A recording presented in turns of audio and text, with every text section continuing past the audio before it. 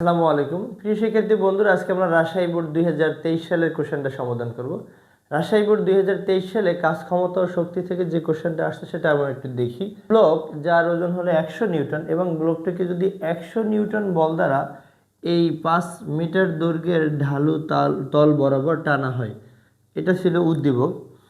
ঢাল বরাবর ব্লক একে যেই ব্লকটাকে এই ঢাল বরাবর যে ব্লককে এই ঢাল বরাবর নেওয়া হবে, যেটা হলো একে আর থেকে পি বিন্দুতে সরানো হলে যে কৃতকাজ হবে, বলের মাধ্যমে যে কৃতকাজ হবে এবং পি বিন্দুতে বস্তুটির যে বিভব শক্তি হবে তার পার্থক্য কত হবে আমরা সেটা বের করব।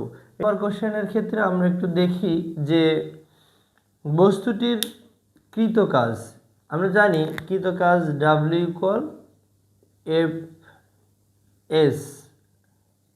এখানে এফ ইকুয়াল দেয়া আছে 100 নিউটন এবং এস মানে সরণ দেয়া আছে 5 মিটার। তাহলে এখানে কাজের পরিমাণ হচ্ছে 100 ইন্টু হলো 5, মানে এটা হলো 500 জুল এবং বস্তুটি বিভব শক্তি ইপি বলতে পারি। ইপি ইজ ইকুয়াল টু হলো এমজিএইচ। আমরা চাইলে এটাকে এই এমজি ইকুয়াল ডাব্লিউ লিখতে পারি, ডাব্লিউ ইন্টু এইচ। এখন বস্তুটার ওয়েট তো দেয়া আছে, ডাব্লিউ ইকুয়াল দেয়া আছে 100 নিউটন।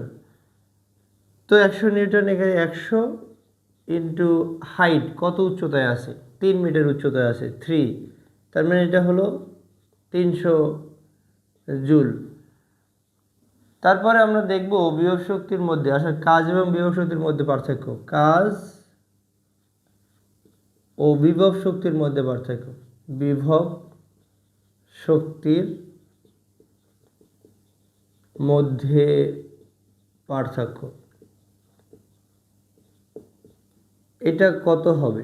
যেমন এখানে 500 জুল থেকে 300 জুল বাদ দিব, 500 বিয়োগ হলো 300, তাহলে এটা কিন্তু 200 জুল হয়।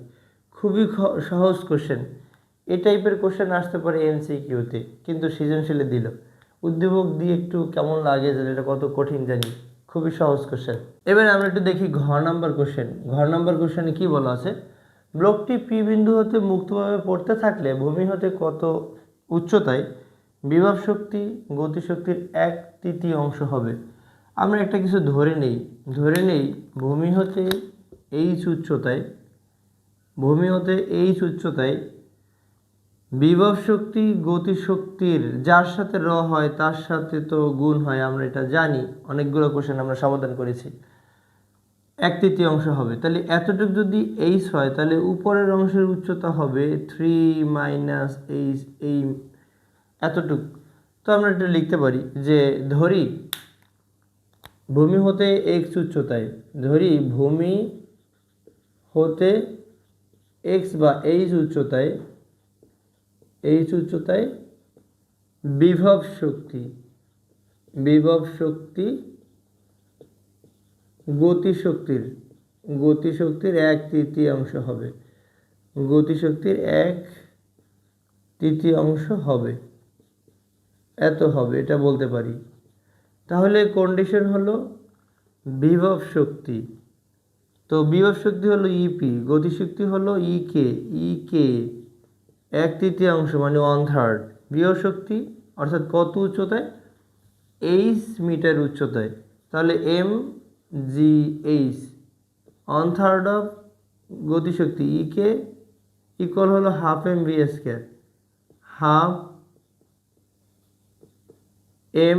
ভি স্কয়ার, এবারে আমরা